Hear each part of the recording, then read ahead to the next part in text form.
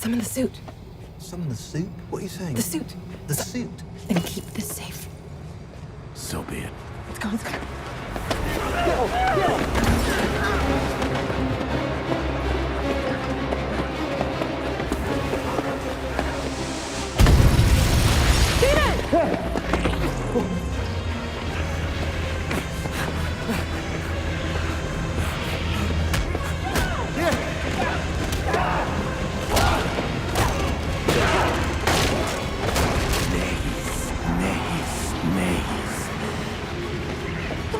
That was awesome. Hotum. Pit in Hotum. To act Hebra.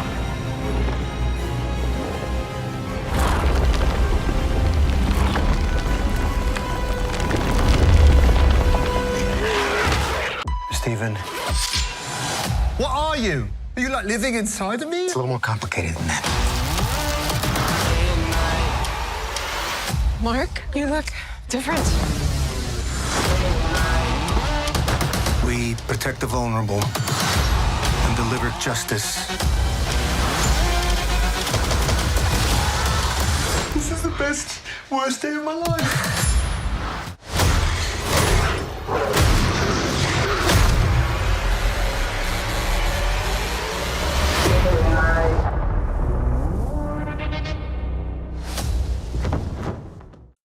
Welcome back, everyone. We have a brand new Moon Knight trailer to break down. There's a whole bunch of new scenes and new footage and a ton of Easter eggs. If you're new to the channel, I will be doing videos for all the episodes when it starts next week, so be sure to subscribe to get everything.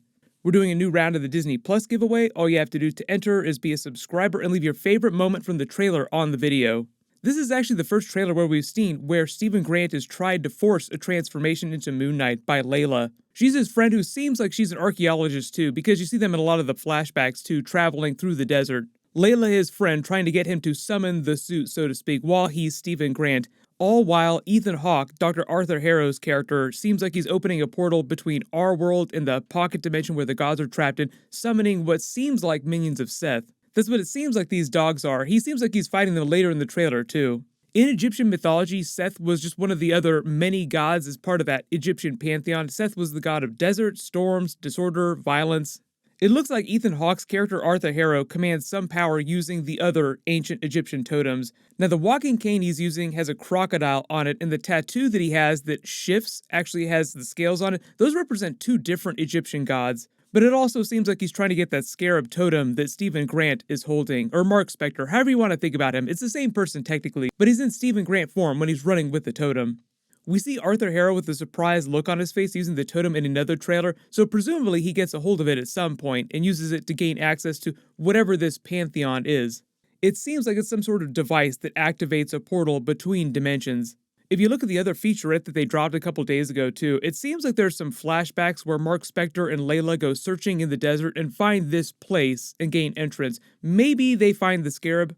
That also might be the location where Khonshu's monument is, where he becomes Moon Knight for the first time. But it seems like Layla doesn't find out that he's Moon Knight till they get back to England or wherever they go back to. That's pretty much how it went down in the comics, too. Like, he becomes Moon Knight, and then he develops his alternate personas, and eventually his love interest, Marlene, learns his secret identity.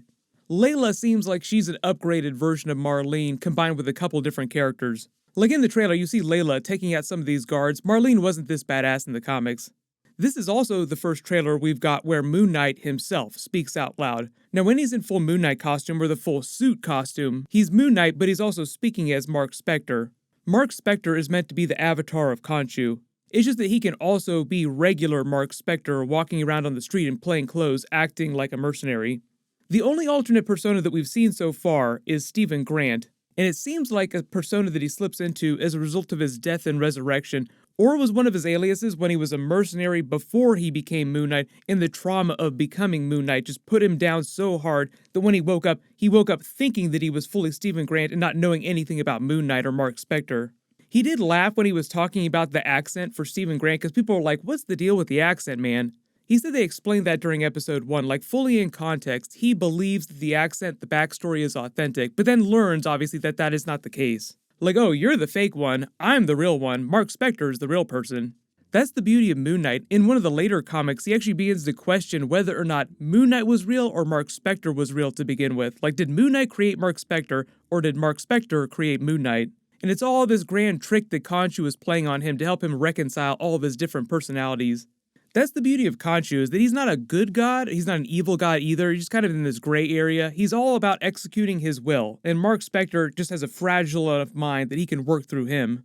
They are taking a slightly different approach than they took in the comics though, mostly by simplifying the alternate personalities, I think. There might be a couple at the end of the series, but I think for now we're just going to see 2. Mark Spector, who is also Moon Knight and Mr. Knight, if you want to think about him that way, technically one personality, and Stephen Grant in the MCU. Stephen Grant being the shop owner selling trinkets from ancient Egypt inside this British museum. It even seems like he goes back to where he believes he's from in England with that weird accent and starts living Stephen Grant's life that he originally created as a cover for Mark Spector, but thinking that it's 100% real. Until he starts seeing weird things, Khonshu starts appearing to him in his mind, and eventually Mark Spector speaks to him inside his head. Look, Stephen, you weren't supposed to see all this. The difference between this and something like Fight Club is that in Fight Club, they treated the Tyler Durden persona like it was a completely separate person for most of the movie, but in Moon Knight, it seems like you learn pretty quickly in episode 1 that Mark Spector and Stephen Grant are the same person. If you follow the comics, I like to think that Moon Knight has a happier ending than Fight Club does anyway. The difference with Fight Club is that he reconciles both of his identities, like, oh, I've been the same person this whole time, and he defaults to his main persona. But in the Moon Knight comics, the difference is that he recognizes that he actually needs the alternate personas, and he finds a way to live with them and use them to his benefit. So he just continues on with the multiple personalities. I'm sure all the other Avengers are going to love that, not knowing who they're talking to on any given day. When he discovers Mark Spector's passports, his weapons, and his locker, it looks like he's in the rows of storage areas that he's running down, probably because Khonshu came to appear to him again. We haven't heard him speak out loud yet in any of the trailers, but Khonshu is portrayed by F. Murray Abraham. You all remember him from somewhere. He's so iconic. He's done so many movie and TV roles. CW, I need you to draft an apology. Immediately. Of course. Now, are we apologizing to the Nazis or on their behalf? We see his friend Layla learn that he's turned into Moon Knight. She seems fairly impressed by it. She probably isn't conscious or right there when he takes place for the first time, when he makes the bargain with Khonshu.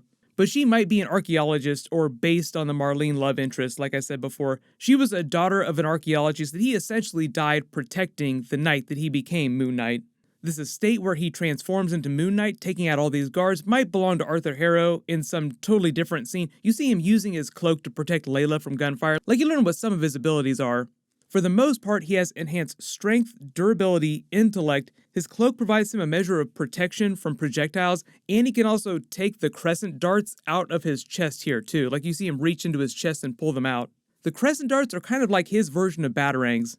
You notice when he's Mr. Knight with a white suit and tie, he doesn't have any of those abilities though. He does have a walking stick that he can beat people with. That's sort of like his world's greatest detective persona. He's still in Mark Spector Moon Knight persona when he's like that. It's just that that's the persona he uses when he's liaising with the police or other authorities. If a bunch of criminals showed up and started to beat on him, then he would switch back to regular Moon Knight form in the regular costume. Then you see him in the bathroom of that scene of him beating the hell out of what we can now tell are the Seth dogs, making me think that we will see Werewolf by Night at the end of the series instead of earlier in the series. And he says, "We protect the vulnerable, we deliver justice," but is that Khonshu speaking or is that Mark Spector speaking as Moon Knight? One of the big things with Moon Knight is who is really in control at any given time. Is Mark Spector in control of himself, or is Khonshu really in control of Mark Spector? Because sometimes it will be Khonshu acting through Mark Spector to execute his will, making Mark Spector only think that it's his will. Like, was this my idea or was this Khonshu's idea? He's not meant to be a nice god. He targeted Mark Spector just because he saw an opportunity when he lay dying at the feet of his monument in the desert. He and the other gods that are part of his pantheon, this Egyptian pantheon, are trapped in this alternate dimension. They can only act in the main MCU dimension through avatars. So he doesn't necessarily need a good person to be his avatar. He just needs someone with a weak enough mind that he can control and will do his bidding. The thing he's not counting on is all the nice people around Mark Spector that help him be a good person. Like, in spite of all this, Mark Spector tries to use his powers to be a superhero. This Layla friend is a good example. The other Avengers that he's going to be crossing over with are a great example, like Blade, Kit Harington's Black Knight, Werewolf by Night. And like I said, because it's the Seth dog in the bathroom now, I'm thinking Werewolf by Night is going to be a tag scene at the end or some post-credit scene or something right at the end of the series where they tease the existence of other supernatural creatures. And I think that they'll just cover Werewolf by Night's backstory during his Halloween special later this year.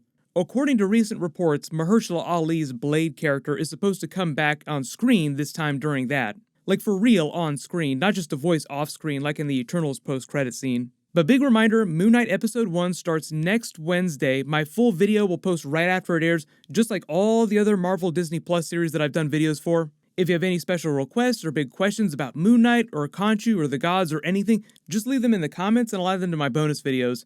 Everyone click here for my new Doctor Strange 2 trailer breakdown and things you missed, and click here for my other Moon Knight bonus videos and trailers.